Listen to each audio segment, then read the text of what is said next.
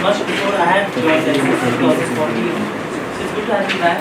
And what Biolita is mentioned there, currently she is pursuing her PhD from India University. And she's just telling me that she's finished 2 years of archival research. So it's going to be interesting. Some of I'm sure she'll be referring to much of the field work that she's been doing. As the topic indicates, so from the abstract you would have got a sense about her research focus. Shantini is looking at the late 19th to early 20th century. During this period, mainly focusing on these 4 important actors during that period: British India, Qing China, the Tibetans, and the Himalayan borderland people. So, based on these, she was looking at how these various actors during that period in time in history were grappling with the emergence of geography as science and the standardization of cartographic practices during that period. So one of the questions that she wants to explore, and she mentioned this in her abstract, is how was Tibet constructed as a cartographic truth in this process during this period? And she also seeks to interrogate, among other questions, construction of science as a global truth. So, as I said, she's going to be referring to some of the archival research she's been doing, and we are looking forward. I think this is going to be a little bit of a heavy presentation, so we look forward to it. I'll try to keep it as general as possible. Thank you. Thank you for coming, everyone. So I just want to underscore what Sering said by saying that I have just come off of field work for about 2 years. So I'm really at the beginning stages of writing, and so whatever you hear today is very, very much like a work in progress. What I'd ideally like to do is generally sort of go through some of the broad frameworks of my dissertation, have you hear some of the key arguments, and then hopefully get some critical feedback to sort of figure out what works, what doesn't. I'll try to keep it general in the sense that I'll keep the literature review, etc. Sections fairly small. And hopefully the talk itself will be something that's only about 30 minutes, and hopefully we can get into questions earlier. That way I might be able to bring in some details that I can't necessarily thread through the narrative immediately. Right, so the working title of the dissertation is Between Two Worlds, British India, Qing China, and the Technologies of Empire Making in Tibet in the 19th century. And well, it says 19th century, but as I just mentioned, it's more late 19th, early 20th century. The project focuses on the development of cartographical practices and imperatives through the later 1800s to about the 1910s, and considers these as technologies of empire making as employed by 2 states in particular, British India and Qing China. More specifically, I'm interested in seeing how these 2 states apply the emerging disciplines of geography, cartography, and ethnography as both discursive and socio-technological practices to explore, identify, and then spatially constitute the place of Tibet on the map, or as an entity in their lexicon over this time period. So the image of Tibet as something beyond ordinary experience is particularly deep-rooted in the history of the Western relationship with Tibet. While the romanticization of Tibet has been much mapped through what one might coarsely call the Western vision, it is equally true that Tibet's purported inaccessibility and alien nature made it the ideal seedbed for stories of personal triumph and transformation for not just the British or Russian or French, but for Indian, Nepalese, Japanese, and Chinese authors as well. However, these romance and fantasy narratives often cloud the larger historical imperial projects that brought Tibet onto the modern map. The accumulation of knowledge about Tibet and the Himalayan borderlands emerged from a diverse range of initiatives and interests, and the region was subject to not only the colonial practices of the British Empire, but also those of Qing China. And as we know, the repercussions of this frontier rivalry is something that still comes up even today in the form of territorial disputes. So against the the crux of my project is that against the backdrop of these imperial machinations, Tibet becomes a contested geographical as well as metaphorical space, which appears to defy the advent of modern science, and therefore by extension of modernity itself. Well, the slide isn't changing, but that doesn't really matter because we don't really get into pictures or whatever until much later. Anyway, so the idea that a foreign land might be wholly known through itemized information gathered through exploratory missions and surveys isn't just exclusive, of course, to Tibet. This is a discursive structure that is long marked out, and in fact it has been argued distinguished Western colonialism from other forms of empire in the world. But how are these particular categories of information created, propagated, and calcified? How are these categories then used to govern lands and people? And how are these categories, and how do subaltern productions of knowledge interact with these official categories? So there are broadly two chief threads in my dissertation. One deals with the creation of Tibet as a cartographic truth, that is to say, how the official maps of Tibet are drawn up by either empire, whether through survey and exploratory missions, but further how these official maps, populated now as they are with mountains, rivers, villages, and people, the placement of all of which depended heavily on the language of scientific accuracy. These official maps, in their turn, then make Tibet a real place, as if to say that without these markers, and unless these markers of Tibet are verified and put on a map, the places don't exist at all. Therefore, this part of the dissertation deals with, firstly, the survey missions themselves, their scope, the logistics, and labor agents involved, and secondly, the ways in which the productions of knowledge about the region affect the transformation of land into territory, across which borders can now be drawn, upon which disputes can now be enacted. The second thread analyzes how state creations of knowledge and information sit alongside, undercut, and interact with local forms of knowledge production about Tibet. And through this, what I hope to do is question imperial knowledge management as some kind of hegemonic system, by uncovering its struggles with and precarious reliance on subaltern knowledge productions. So by studying this interaction of certain systems of collecting and classifying information in these two empires, namely cartography and ethnography, I would argue that British India and Qing China function very differently as informational and extractive states even in the 19th and late 20th century. The 19th century saw aggressive British expansionist programs pursued through the South Asian highlands, the Trans-Himalayan theatre, and in Central Asia. The same century saw, on the other hand, the Qing state marked by a long period of turmoil and faced with questions of ceding both sovereignty and territory to the British, French, Japanese, and Russian empires. So when you think of the frontier, broadly conceptualized, this is imagined as something that is an expanding plain by one of these empires, and as land waiting to be discovered and conquered.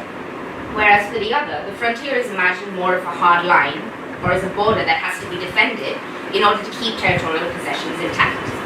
So given that the control and knowledge of the frontier becomes central to the construction and use of imperial policy, I ask, how does this change the idea of how empire itself is imagined in British India and Qing China, both as a discursive category and as one tied to the identification and demarcation of territory? And further, zooming out from the region itself to a more broad thematic scope, I examined the tensions between the emergence of science as a global truth during this time, which orients the practices of geography, cartography, and ethnography against the constraints of the imperial systems predicated on these same coercive technologies to then identify territory. Before we get into further details, I should mention at the outset that I won't really be focusing all that much on the Chinese engagement with Tibet for the purpose of this talk, purely because that's the part of the material that I've looked at least so far. So now, although Tibet was all constantly written into the British and Qing colonial archive as a place where modern scientific methods are never applicable, it was conceptualized very differently as a frontier by British India and Qing China. To British India, Tibet marks the frontier against which her imperial ambitions appeared to flounder. It tried to comprehend this landmass and to produce scientific knowledge about it by sending in diplomatic, trade, scientific, and military missions. And despite Tibet's much affirmed policy of repudiating Europeans, as we know an official travel ban was effected in 1850, numerous travelers, especially British officials from the Indian border, did cross into Tibet during the 19th and 20th centuries. However, the complicated web of scholarly interest and intelligence activities manifested in the Survey Department of India's almost frenetic production of maps and gazetteers differs from the Qing presence in Tibet. The Survey Department of India was set up in 1793 to map and survey the Indian Empire, and also to send out numerous exploratory missions beyond those borders. The Li Fan Yuan, or the Qing Board Frontier Affairs, which was set up in 1636, was a much larger body that collapsed within it different departments that dealt with the governance of Qing frontiers in general. So while in British India one would find an establishment dealing with a combination of scientific information as a whole, as it might have been understood then in Europe, the Qing had a special Tibet department in itself that dealt broadly with a collection of information about specific locations within this region. While the Qing court, or even the Lifan Yuan itself, did not dispatch agents and missions to Tibet, or at least not with the same degree of mania, if you will, as the British did during the late 19th and 20th centuries, knowledge production about the region still remained a robust scholarly tradition, which is also an argument that people such as Laura Hostetler and Matthew Mosca have made. However, in Qing China, this often involved the reproduction of older, unverified information about the region, and seemingly no new information was being added to the circulating body of scholarship about the borderlands. I argue that the same is actually true of the numerous and meticulously curated reports emanating from British India, despite claims that all of these contained new and previously undiscovered information about the region. The broader argument in this case is that this happens to be a study of what constitutes new information and how such new information is actually presented in official discourse. Thereby we have insights into different forms of how information is recorded by either agents in either empires, and further how this is used to seek state patronage for future scientific productions. The development of what is called scientific knowledge in the 19th century intersected with global imperial drives. And in order to demonstrate the ways in which this occurred, while considering the production of geographic knowledge specifically, and this is getting a little bit into the literature review sections, I'm drawing on scholarship that considers Western knowledge and science as both constituted by and influencing the experience of colonialism. So in doing so, what I'm doing is moving away from older models provided by people like George Basala and others to demonstrate that science was not some pre-developed global truth that is merely applied to the colonies, nor were the colonies passive recipients of any such well-defined knowledge system, as even the Joseph Needham model would suggest, which in places like studies of Qing China have been carried forward in modified form by scholars such as Benjamin Elman. Instead, my work draws more on scholars such as David Arnold to argue firstly that the colonies themselves were a site of experimentation for codes and protocols that came to define certain systems of knowledge, and secondly, on circulation theories put forward by scholars such as Kapil Raj and Fatih Khan to consider the place of locality in the circulation of ideas that would then constitute what can be called a global science. So where British India, Tibet, and Qing China fit into this narrative of colonial experience is fairly messy and intriguing, since none of these places as colonial subjects are stable with respect to each other. I argue that British India and Qing China must be seen differentially as informational states, and that their specific imperial motives are revealed in the particular kinds of knowledge production that they sponsored in the Tibetan borderlands. For example, while the British compiled a great deal of geographical information with a view to possible extraction of mineral resources or the exploitation of trade networks, the Qing were interested in geographic and topographical information only so far as it located the identities, the regional affiliations, and the loyalties of the local elites on the frontiers. I argue that the production of knowledge or maps about Tibet by the Qing was not exactly the sort of information that modern European cartography would be interested in, although it crucially informed the ways in which the land itself could be understood and navigated. Further, what constituted information and what could be circulated in the public domain as information were often at odds and were constantly being renegotiated in the 19th and early 20th centuries. The state became responsible for codified information or for enforcing such information, so a lot of times the state may choose to not record specific kinds of information, which then in turn reveals the differing imperial motives at play. Mapping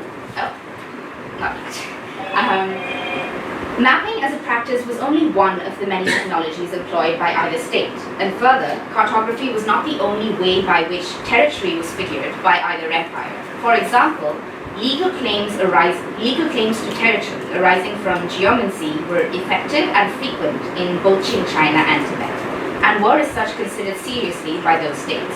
And it was these differing systems of how knowledge was being, it was this differing system of how land was being understood as territory, but not necessarily based off of a Western grid model that was what was being used by the Service Department of India, which frequently led to border disputes within British India with not just Tibet, but in fact even some of the Himalayan kingdoms during this period. Merchants, Buddhist pilgrims, and later Christian missionaries circulating through the Himalayan borderlands in Tibet each engaged themselves in creating intense local level networks that were critical agents in the translation, in the circulation and transmission of knowledge about the region. The production of these forms of knowledge may at one level be considered local, although they were not necessarily bound to place, and were to a certain degree also secret. In some cases, they were not intelligible to anyone outside these specific institutional communities, and they were also not intended for public consumption, except in cases of direct collaboration with state agents. Further, against gazetteers or maps produced by state institutions, these forms of local knowledge are often considered informal and therefore highly unreliable.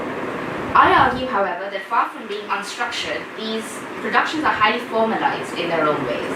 For example, I interpret local church missions as international bodies that sought to build alliances with, firstly, immediate secular and religious authorities, and then with larger state establishments, on whose behalf they often ultimately acted as native informants in return for protection.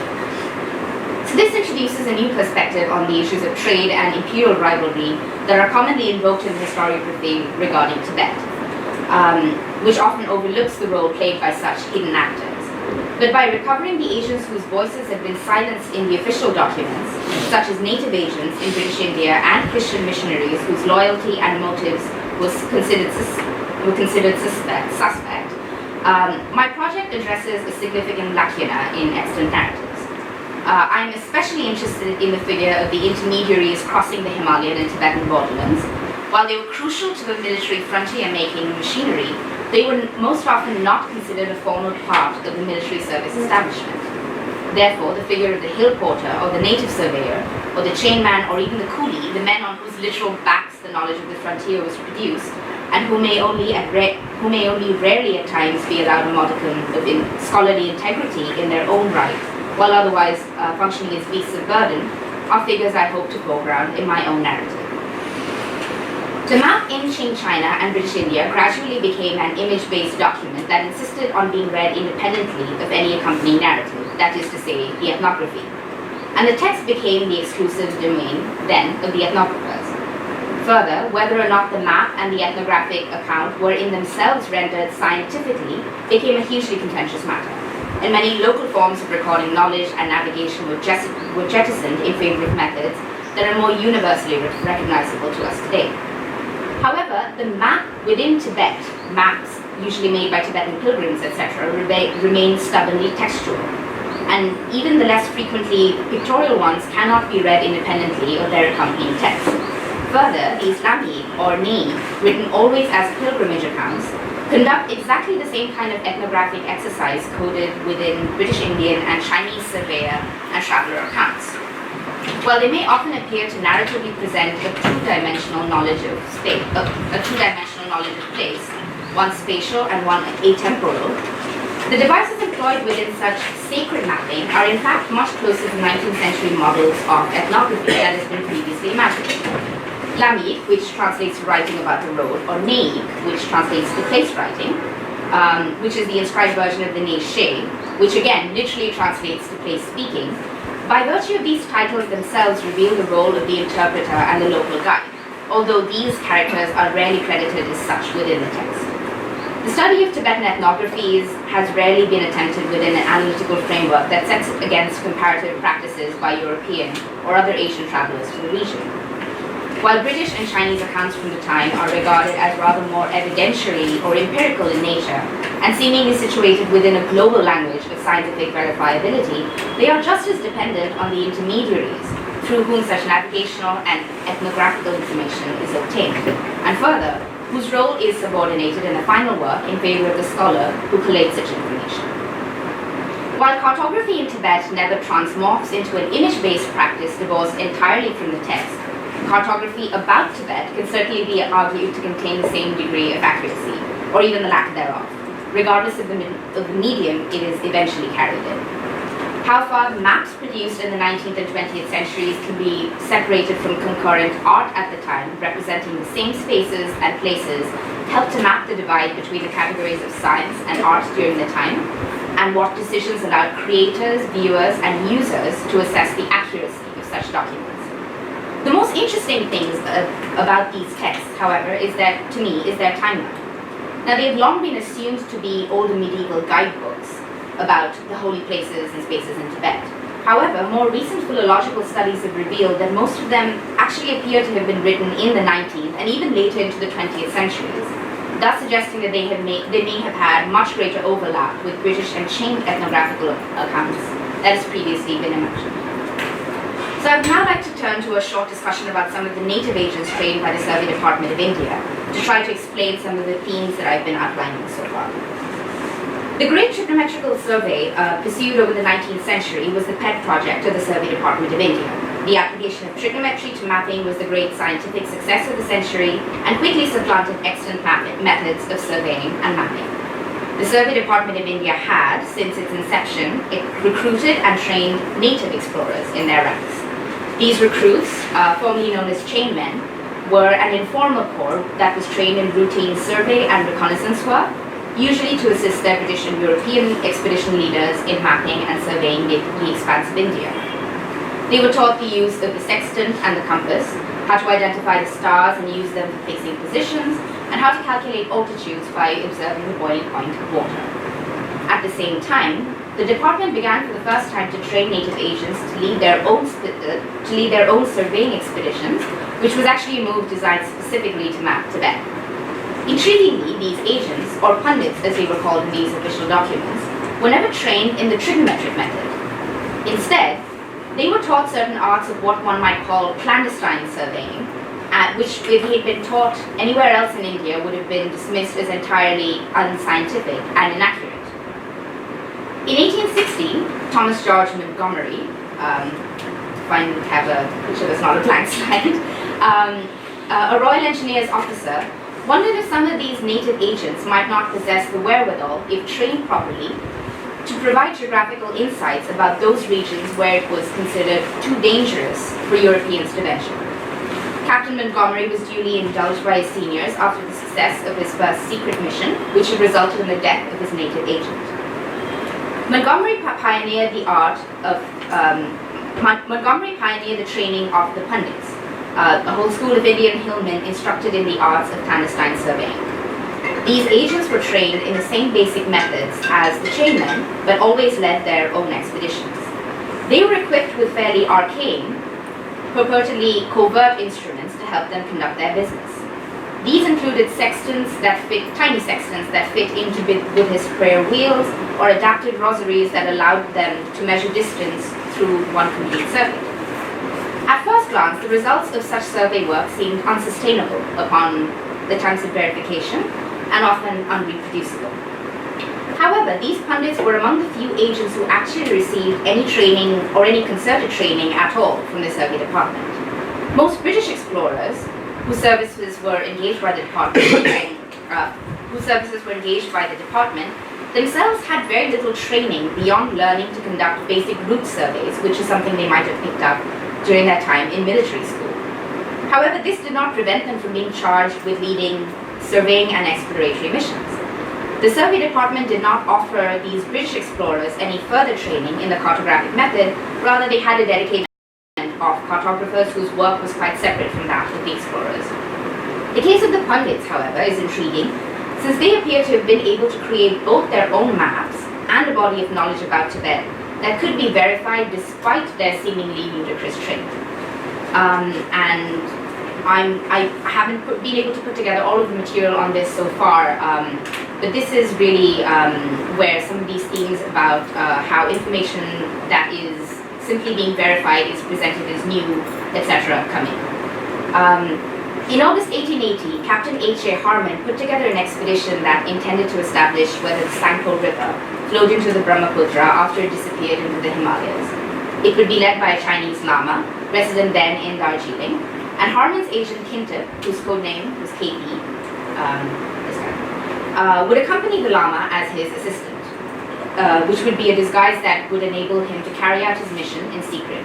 He was to follow the Sangpo as far east as he could, and beginning on a decided upon date, throw into the river 500 logs, 50 each day, all a foot long and marked with special tags for identification. Not soon after the mission entered Tibetan territory, the Lama abandoned his charge and sold his assistant as a slave. Kintip managed to flee after some months, but when overtaken by pursuers at Marpum, which was 50 miles below the Brahmaputra bend, pled his case to the abbot at that monastery. He became the property of the monastery for the sum of 50 rupees, and a few months hence he obtained the leave to make a pilgrimage to the sacred mountain by the Sangpo, where he set about preparing the logs. Later he asked to go on pilgrimage to Lhasa, from where he sent a letter to Harman detailing his misadventures, and that despite them he had managed to prepare the logs, which he would release upon a certain date so that they might not be missed by the department.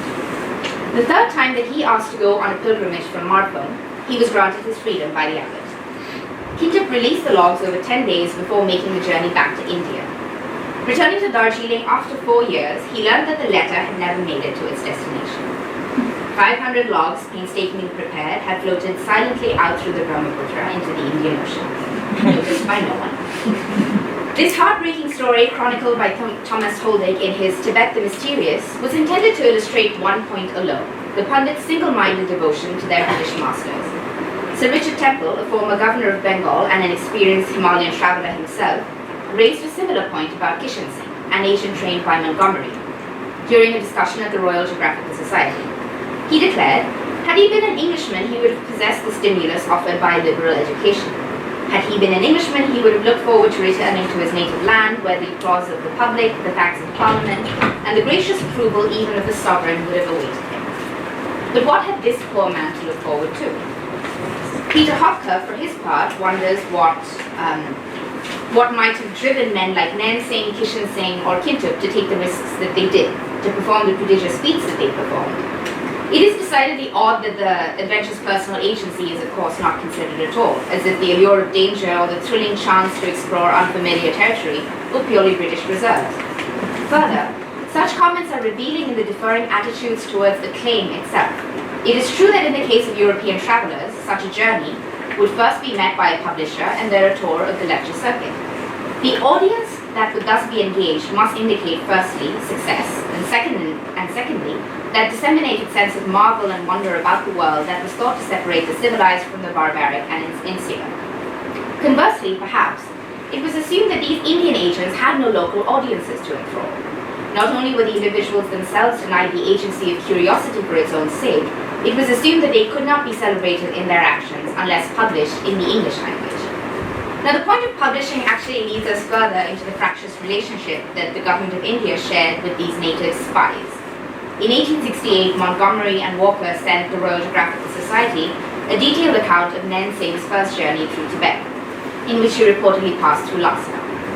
The account covered all the minutiae on all the matters, from his code name to his form of disguise to the modified prayer wheels, measured strides, and political comments on the Dalai Lama's government. Now, in fact, this was not an unusual occurrence. Neither the government of India nor the pundits actually considered their activity as constituting spying. The industry around espionage was yet to develop, and even the first military department dealing with official secrets and the first budget actually dedicated to training spies would only be set up close to the outbreak of the First World War. This meant that the label of secrecy could be quite arbitrarily applied with regard to the work of the pundits. More often than not, it merely meant that the survey department retained full ownership of the information collected and any associated publishing of that information. However, native agents were never granted the right to publish their own version of the travels in their monographs or otherwise, while British and European explorers were subject to no such restriction. The explorers of this age were often open about their intentions and their exploits, but the pundits, after 1 or 2 missions, never worked again. They unfailingly disappeared from the public eye, in possession of a meager government pension, existing with their silence, as the complete opposite of their European counterparts. In the rare event that they wished to publish their stories of their own accord, the government came down hard on them. Nayan Singh struggled to publish Asia Ke Peek, and Kishan Singh, whose codename was AK, who we will come to later, was entirely forbidden from publishing his own version of his travels. The troubled relationship between the government of India and the Pandits is best exemplified in the person of Sarat Chandra Das, a scholar of Tibet who published independently in English as well as in nationalist newspapers. Das's travels and maps were lauded by the Survey Department and the government of India for their rigor and accuracy. However, matters took a rather more bitter turn in 1902, when his candidacy was put forward to accompany the Tibet mission, which would later popularly become known as the Young Husband Mission, on their march through Tibet. Later in 1902, Das chose to defy the muzzle placed upon him and published the monograph of his journey to Tibet in 1894. He was immediately vilified by the government, his work was roundly pilloried as unreliable, and he was taken off the roster of individuals appropriate to accompany the mission, bandied about as a dangerous native who could not be trusted to keep ranks while the mission would be in Tibet. Nevertheless, when the Young Husband Mission did set out in 1904, the maps that they used to guide their campaign, often coded as documents compiled from local information, happened to be the maps that Das himself had painstakingly drawn. Some of those maps were even published in the Royal Geographical Society journals and in individual monographs as new maps, holding never-before-seen information about the city of Lhasa or the route thereto, in seeming ignorance of the fact that Das himself had based his maps of Lhasa on this one, which was one that was made by AK, thus ensuring that what was available to the British as the official map of Lhasa had remained essentially unchanged since the mid-19th century. In conclusion then, the goal of this project, such a project like mine, is to demonstrate the developments in Tibet mirror global trends in 19th and 20th century productions of knowledge about frontier lands. The development of science as a global truth intersected with imperial drives, thus providing both the imperative and the patronage for technological innovations. What I hope to be able to do is, by the time I actually get around to writing it, is to demonstrate the tensions present in the creation of such official truths, and further how the labor practices of the smaller agents withstand the hegemonic tendencies of imperial knowledge production. In choosing Tibet specifically as the space to study how these concerns are played out, my effort is to ultimately undo the notion of how Tibet must be studied as some sort of isolate, and that far from being a minor footnote in history, Tibet is squarely placed in global discourses about modernity as they are written through the language of science and activism. I hope you have lots of questions, because we have a fair amount of time. I think that is actually maybe as well as very interesting. Yeah. So, yeah, I mean some of the points that when you're foregrounding this intermediaries and the natives and the subordinate literature, it also reminded me of this work by Suman Wasif Khan. I had the opportunity to read this a few years ago actually, and he talks about, so he's referring to Qing China and how they were ruling the borderlands and the frontiers. So he calls this area as Zomia. Yes. And then he actually refers to... That's his name, James Scott. James Scott, yeah, that's it. He actually looks at how they were ruling, of course, like also with reference to your empire making process. So he calls this as empire light during that period. So he's like how like gradually with the concept of nation state and things. So China was forced to move from empire light to empire hard. So that was like very interesting. I thought that. Yeah. So yeah, I think we can open the floor to questions.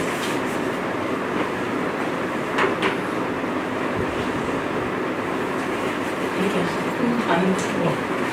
Many questions. Everywhere. You want to go one by one or take a collection? Take a collection in case there are some overlaps. Shantari, a question which I suddenly comes to my mind, especially because you're talking about how the labor management is something which you want to. One of the takeaways from this is that is something which is, if you call it a subaltern perspective, those people who are working, but the Europeans were taking their work and putting it up. I mean, if I And that's put only it in the up. case of like native surveyors. I Right. mean, that's not even going into mission escorts, coolies, etc., who have Okay. no voice at all Okay. as themselves. So my point then is, so how are your sources going to be? I mean, what kind of archival records are you? I mean, just to understand.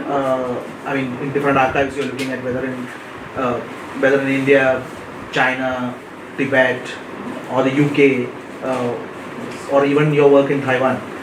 So what kind of materials are you looking at? What are the archival records you are looking, especially for these submerged voices, to bring them to life?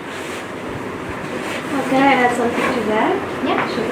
Just following it up with Anand, especially in terms of Qing China, though you don't need to talk about it today, but what are you going to look at? Like, where will you find your sources?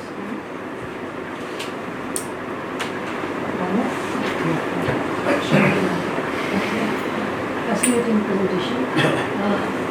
You mentioned Tibet Department of the Qing Administration. The Tibet Department of the Lifanduan, which is the frontier board. So what was its purpose? That's one. And secondly, these pundits, when they ventured into Tibet, almost as spies, although they were not technically called, so they never thought there was no resistance from the other side.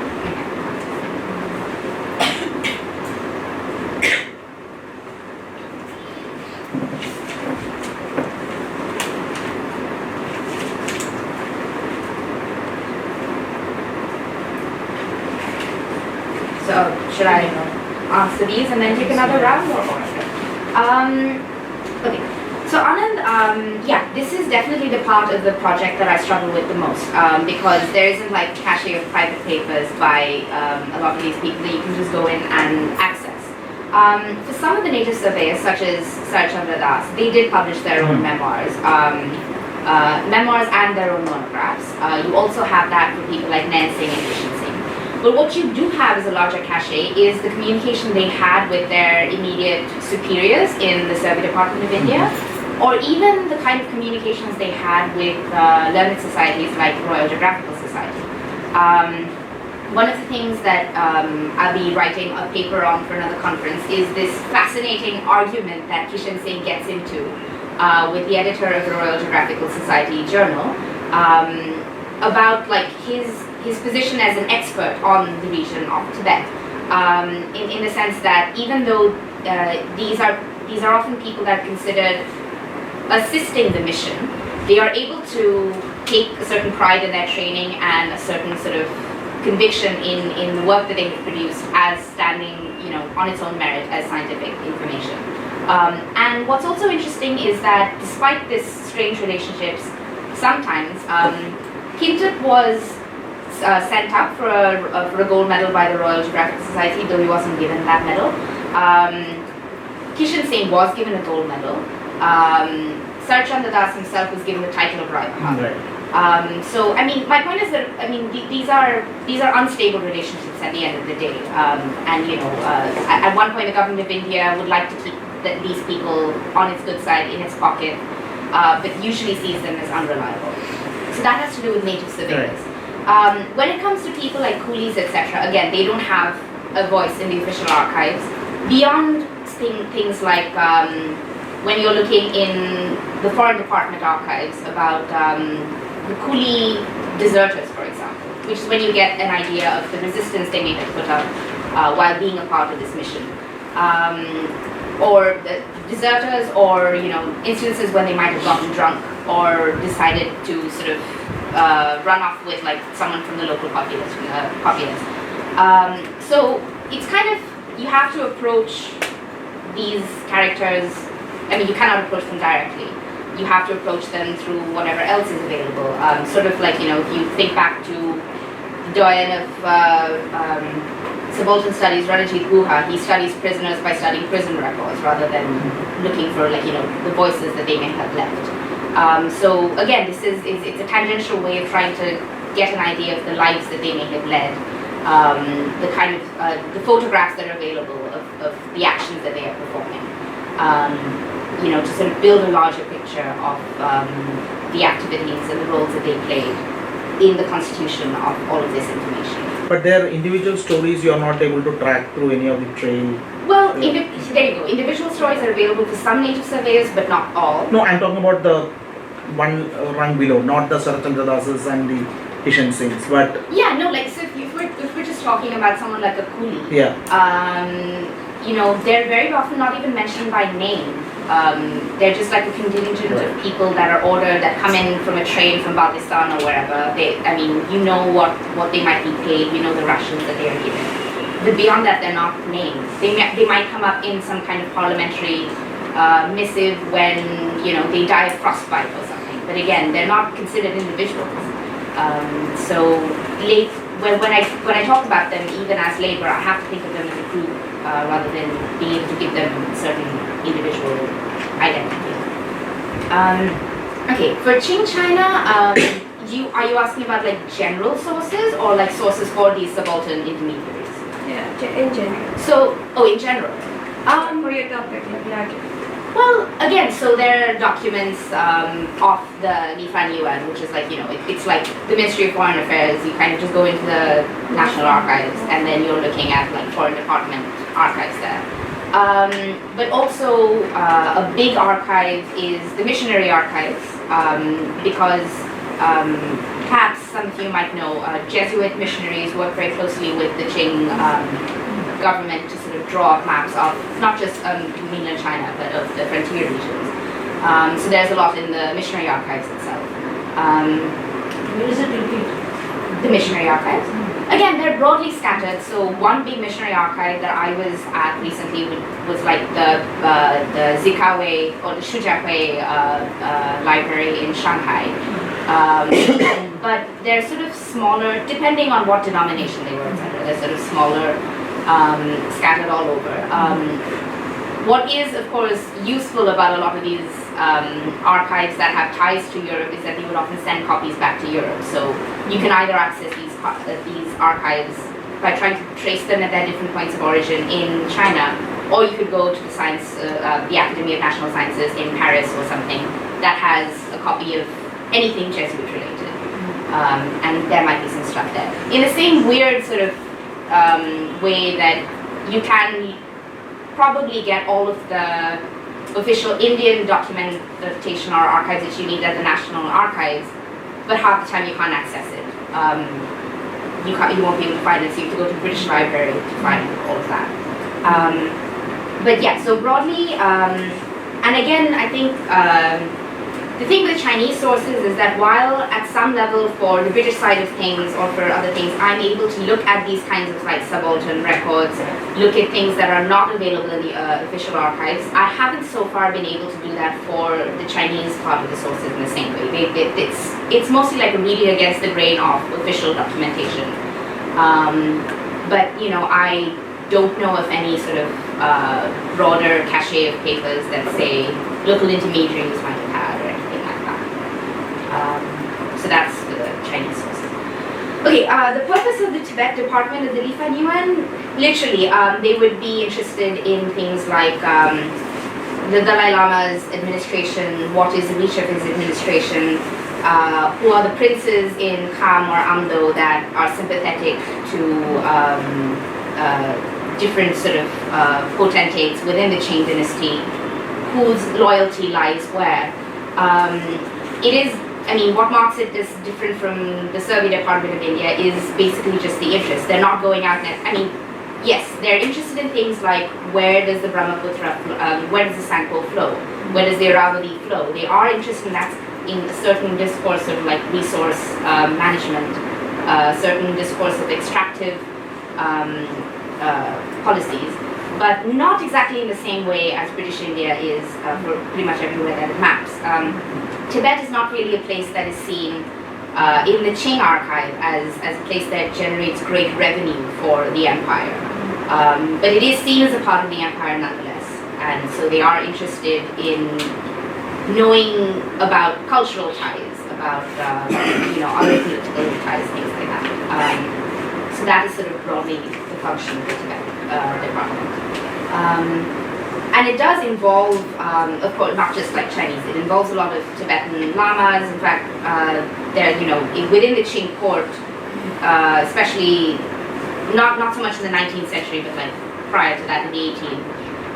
When you talk about the reign of emperors like Qianlong or whoever, they're very invested in a certain discourse with regard to Tibet, where they see themselves as incarnations of Tibetan deities. So it's a much more multi-ethnic sort of empire that involves these people as stakeholders in the project of this empire, as opposed to sort of a more top-down thing. Okay, with regard to the spies, so they were, I wouldn't say that they were, they were never, they didn't seem to be caught or, beheaded or anything. The stories that you heard of murder on the frontiers or whatever was always about the Europeans who had been uncovered, gotten to some kind of altercation, were either sort of sent back or, held hostage or murdered, etc. But with the case of sort of these Indian hillmen, the pundits, there doesn't seem, yes, there are examples of when, they were in a sticky situation, etc., that makes for a good narrative, but they were able to sort of come back and present whatever information they had. When it comes to resistance, I'm not exactly sure how to, because it doesn't seem to me as if the pundits themselves went in with a mission as being agents of the government, so to speak. Or at least that is the sense that I get. They are interested in the work they do because they see it as a scientific endeavor. But I don't see that they are either exposed to that degree to a certain kind of colonizing rhetoric which they wish to sort of impose then on the Tibetans, and are going in with that view to sort of extracting knowledge. However, with the case of Sir Chandra Das, for example, when he comes back to India, and the people that had harbored him, like Senshin Lama, etc., they're sort of uncovered, and the Dalai Lama's government is fairly insular. So when reports of something like this comes to the Dalai Lama's ears, Senshin Lama, for example, was imprisoned in Lhasa. There were a few other people that were denounced as collaborators and executed. And this isn't just something that happens with Sir Chandra Das. This happens with people that Nensing may have used as sources or informants. But again, I'm not sure how I would put all of this in a neat narrative of resistance, so to speak. Yeah.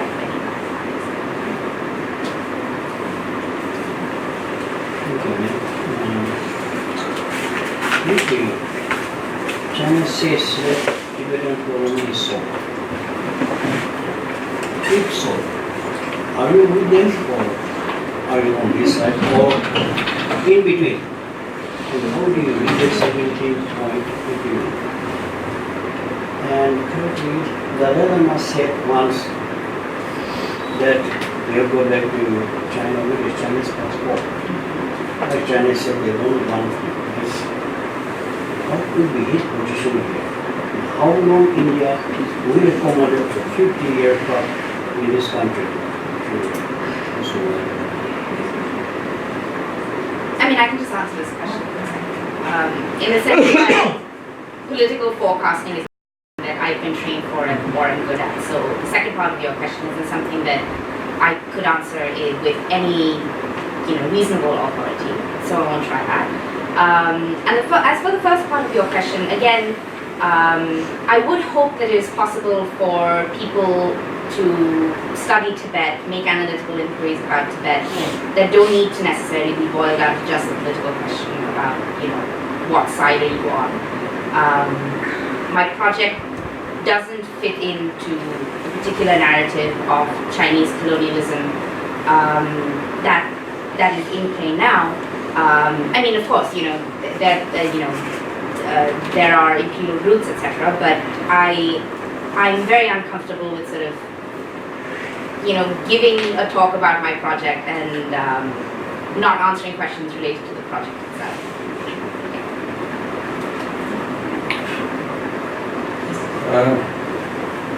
If I'm not mistaken, I think you said that the height can be determined by the temperature at which water boils.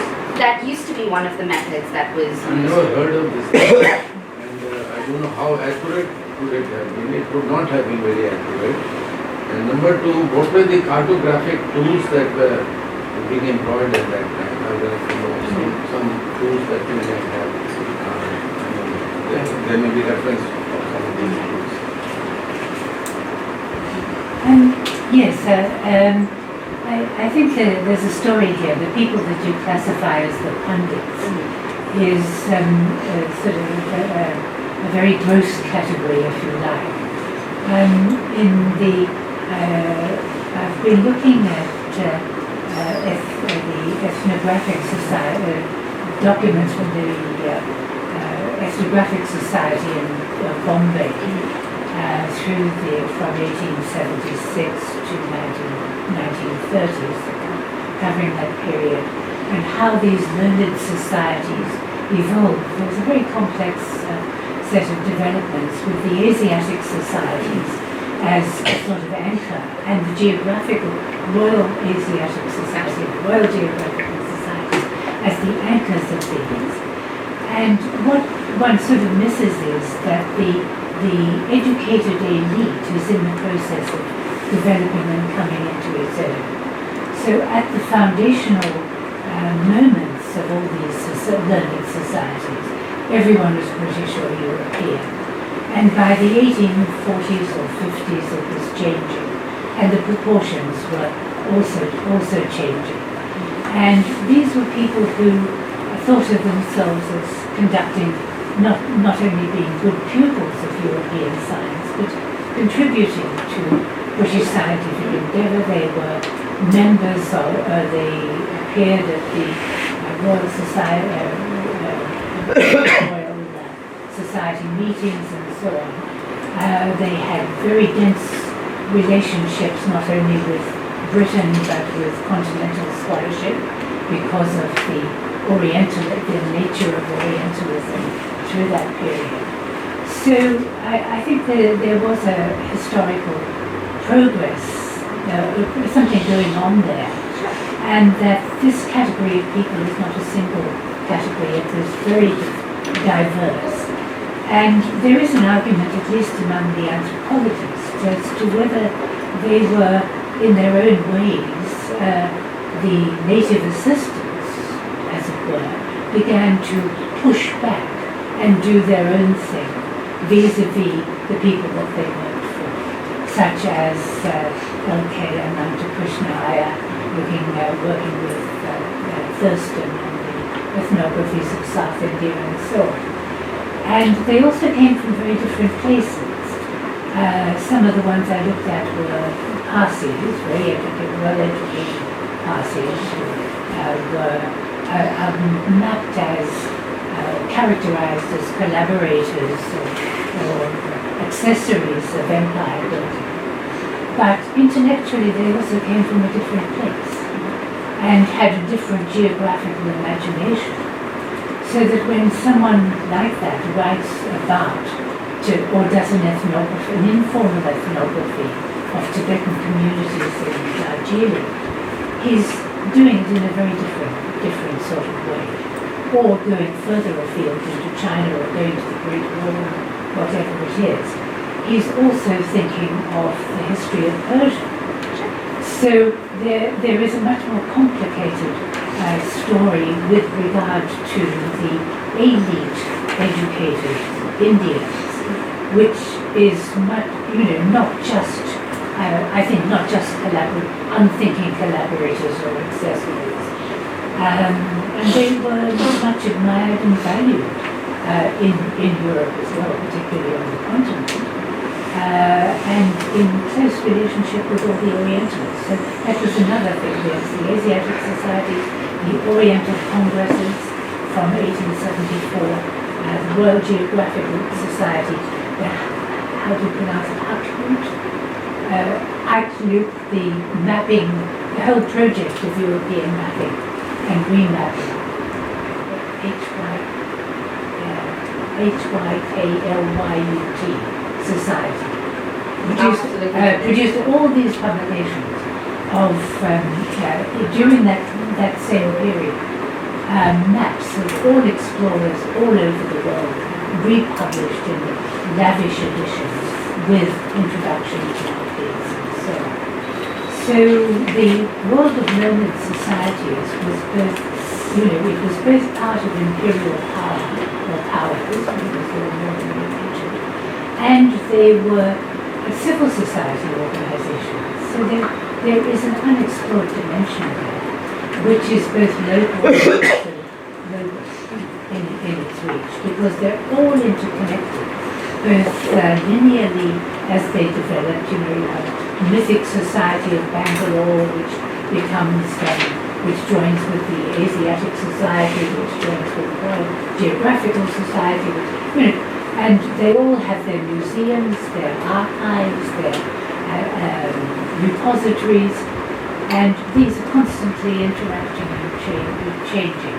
So I think that aspect is not just an imperial project. It is, and it also is not. And I think it's a very important moment in history which has not been reclaimed, and which hasn't been given only piecemeal what the attention it deserves. The other thing that comes out of your thing is the missionary archives, and the fact that they were all interrelated in various ways, and just like the learned societies, and they merged and they fell out with each other, and they had different geographical things and so on. But they had their own geography, and now they have their own archives, which are very important. So they were, both local to India, South Asia, and much more than that. So that was really interesting. And the other thing was, the ethnographies I've been looking at were not done in the sort of territorial mode, but in the cultural mode, and as anthropology developed from a comparative perspective. So it was all the time looking at cultural aspects which could be comparable with other things that ethnographers were doing all over the world. So it's quite a history. And the other question I had was about sacred geography, because you haven't got into any of this, the notion of sacred geographies, and that there's a whole literature on that, particularly from the anthropologists, with reference to how people envisage their sacred geography, and that so the pilgrimage routes are not just routes or passages, and they're not the same as trade routes. They have an independent existence in the imaginary. So for me, all of these, like sacred geography, for example, is its own system of knowledge production, which is one among many systems of knowledge production when it comes to figuring out what the entity, the space that this entity of Tibet occupies. For the purposes of having to write a dissertation, I'm looking at how imperial knowledge management interacts with these different systems of knowledge production, but at the end of the day focusing on, while trying to explicate attention, still focusing on imperial systems of knowledge production in itself. Purely because I can't be writing everything, especially for a dissertation. But absolutely, that point is well taken. And sacred geographies and mission, as you mentioned, the discussion that's going on among the missionaries themselves. They are they're working as state agents for a very limited period of time, really, and they are much more interested in producing their own sort of tomes of knowledge about the regions that they're situated in, so that whenever new bodies of recruits, etc., come in, they have something to sort of get off the ground. And also this thing about I completely again take your point that the pundits they're a huge category. They're elite, educated Indians. There are also sort of chainmen that are involved in this kind of project. None of it necessarily seems to say to me that I cannot understand this as a sort of subaltern knowledge production in its own way, especially since you mentioned yourself, these native agents often push back and do their own thing. And as I mentioned, when you have someone like AK or Kishan Singh writing into Royal Geographic Society saying, your Sven Hedin has published something about where the Sanko Gorge lies, he is wrong and I am right. He is sort of, he's not sort of seeing himself as merely some sort of cog in the wheel of like British knowledge production. He is his own expert. He is staking a claim to that part of the information. And I think that those are voices that are important for me to bring to the fore. However, I don't think, again, for the purpose of the discussion, I will be going into sort of a broader understanding of how these learned societies are communicating amongst themselves and how the demographic in there is changing beyond mentioning merely that it is and that has an effect on how imperial knowledge management has to then shift its imperatives, because it's not some top-down mechanism that can just flatten the field and work in exactly the same ways that it pleases.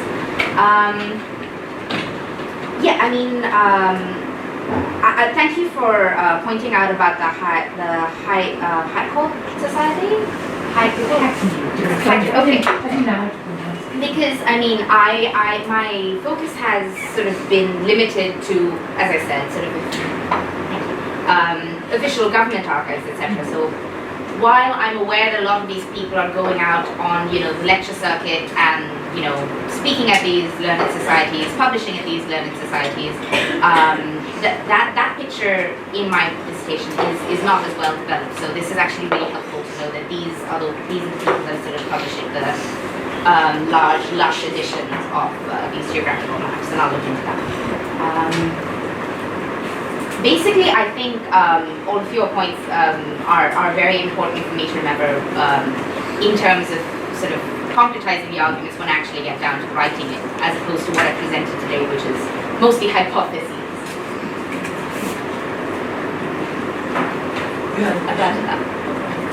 Sorry, I came in late, so I might have missed this, but is there any exchange of experiments with Northwest Frontier Province in the map making exercise? Do you see any dialogue of, oh, this worked there, can we try here? Or is this working in a complete vacuum?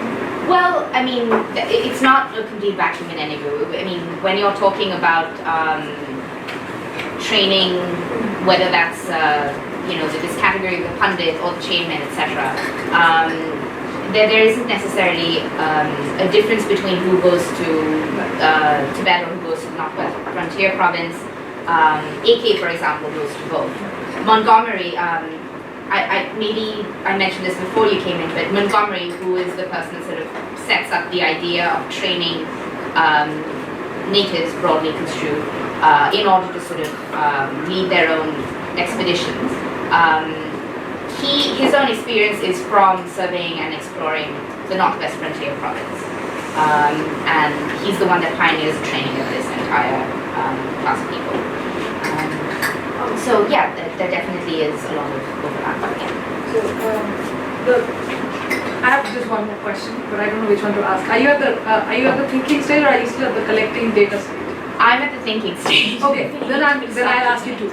The first one is you want to look at the mapping of indigenous lands in the Arctic areas, especially Canada, just because there's a lot of overlap between officers. French people are getting geologists from Germany, from like everybody's using everybody. And that's one of the threads that what's happening in this part of the world mirrors these trends that's happening in the American West or in the Ottoman frontier lands. So they know, like, oh, let's not get there. People will probably shoot you down. Let's get there because they probably won't. So there's constant conversation happening. So that might be something you don't want to look at because that's now. The other thing is, who are you talking to? Is this a South Asian historiography? Is this an IR type, nation state where the Dalana type historiography? Or, where do you see this going? I mean, again, for the purposes of this talk, I had no idea what the audience was going to be. It was more just, I finished collection. And you found out to your fine by writing it out. Yeah, it was just, I selected certain things, I have certain arguments in mind, I'll just put them all together and see where it goes. But, broadly, my audience is going to be South Asian historians, Chinese, history people in general. But people who are in the field of South Asian frontier studies, broadly sort of Tibetan frontier studies, Chinese frontier lands, and there's a lot of overlap amongst these fields already. And that is basically the target audience as far as specialists go. Opening it up, at some point, hopefully, I would hope to be able to write something that anyone, in theory, could engage with without needing the terrific kind of specific knowledge about the region. But that only has to do with the publishing pressures that come with doing a PhD in the US. So, the dissertation and the book would have different audiences in that sense. And all of those are way down the line.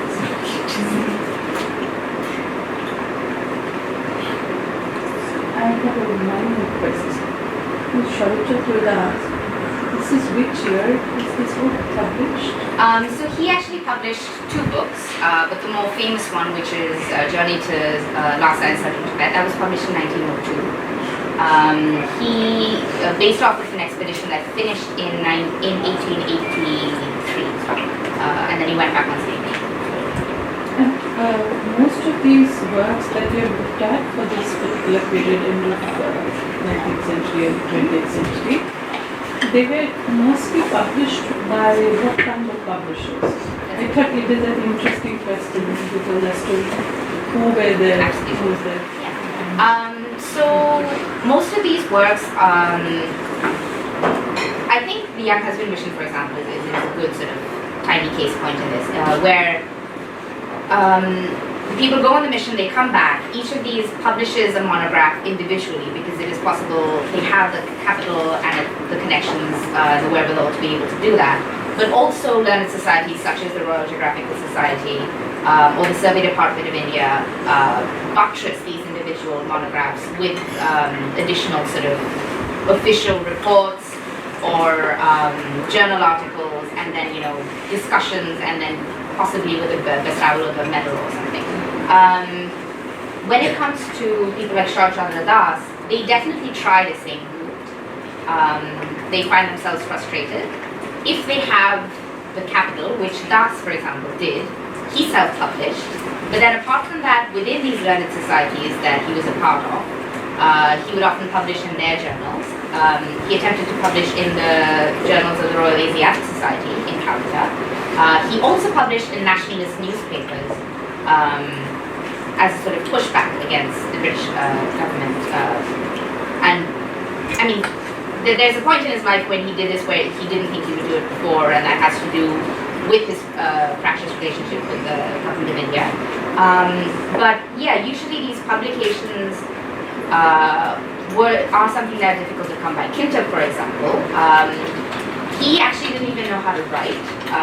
When he came back to India, he recounted his expeditions to another agent, who then wrote them down. But because they hadn't been published, they sort of languished, not unread, because they were read by most of the people, by most of the circle that the Survey Department of India involved. But it wasn't like it was out there in the public domain. Almost 30 years after he comes back from Tibet, Frederick Bailey and Eric Morsehead, I think that's his name, but I'm forgetting the second name, they go back out to Tibet to sort of verify all of the places on the map that he's mentioned and find that his report was mostly almost completely accurate. And then they come back and say, that this happened, we should give him a medal for, from the Royal Geographical Society. Sorry? He was still around with that. He was still around at that time, yeah. So, I mean, yeah, their publications, their voice is something that is sometimes difficult to come by, depending on where they fall within that sort of whole class structure. They're elite, educated Indians, as ma'am mentioned. It's easier to come by.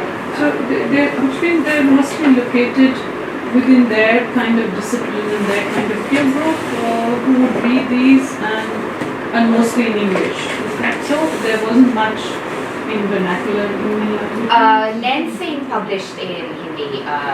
Asia Ki Peek Pe, he published that in, well, Hindustani, not Hindi.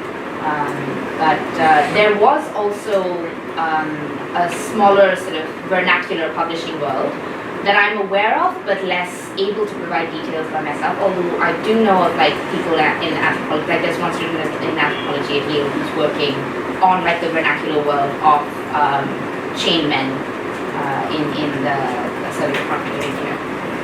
So there is work like that that's being done, but a lot of it that still has to be sort of tangential.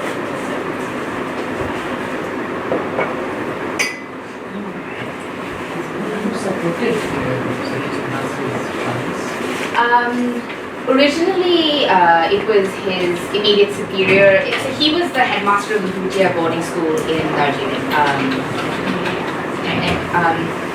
But his recruiter within the Survey Department of India, William Moore. Master of the travel. Yes, yes.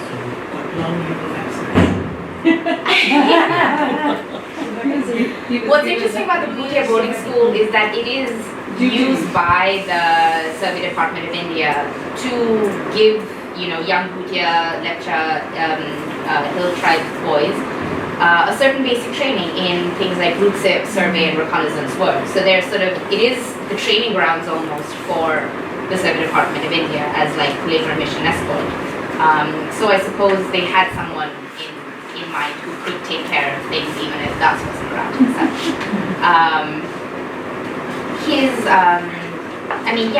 He was sponsored by William Moorcroft specifically, who was his immediate superior in the Survey Department of India. Are you presenting a paper in the NMML conference? I think I'll be gone by then. So what? On knowledge production and travel. And also, as you can tell, a lot of this is still very vague because I haven't started writing. So I really sort of need to put it all down before I come back and present it to an audience if it makes sense. Write something on the topic of today's. I mean the dissertation, yeah. Right now, it's all dissertation. I can vouch for that. Last round. Yeah, Shantari, during our conversations over the last 1 or 2 years, you have been talking about your archival research in various parts. Winding about. Yeah, whining, struggling, going through. So, what has been your experience in the archival field? Especially because, for people here who might be interested in what archives are outside India, what are the challenges you face, the roadblocks? Like, for example, how were your experience if you went to Tibet into the archives? What was the experience there? And or also not just the archival records or the archives themselves, but are you also using some kind of oral histories and how are you tracing them? That would be something interesting to know. So I'll sort of answer your question backwards. I'm doing a really stuffy old historian thing, which is sort of sticking with traditional archives for the most part. Oral histories aren't something that I have considered so far, but also because the ages that I'm looking at, even though some of them are present in the early 20th century, it's a little difficult to find either descendants, family members or something who may have been, who may have field diaries or something like that. Field diaries would be another example of surveyor archives that I can look at that can involve Indian or native Asians anyway. But anyway, so oral histories are not something that form part of this project at all. When it comes to the trials and tribulations of conducting archive work, well, when I started out this, the whole idea of going on field work, I thought that it would be a good way to sort of break how most sort of colonial interventions with Tibet are written about by sort of finding a way to focus on more Tibetan archives themselves. But it was sort of a strange and recursive parallel to the dissertation itself that I found that I could only approach Tibet through the colonial archives, because when I went into Tibet, I could not find a way to sort of get into the official archives there at all. And it became more of sort of like a walking tour of the places that I was writing about, getting a sense of the environments, etc., but not really being able to look at any paper documentation, which for a historian is just, you know, it's a tragedy. Didn't really look at any paper. Anyway, as for the challenges of doing archival work on a project like this, I found that my project ultimately has had to focus more on the British colonial engagement, again, because those are the sources that are easier to get to. They're in one place, which is either the British Library or in a city where you can go around London and sort of get to the different repositories of these different places. But basically, the thing about doing archival research is that if there's an archive that can be accessed, if the documents within that archive can be accessed, then there's no problem at all.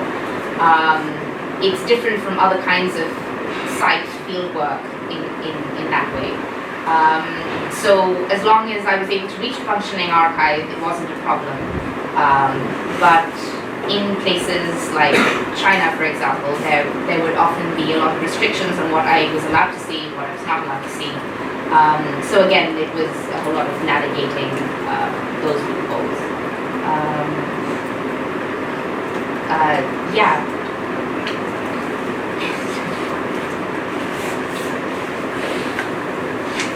Any more questions?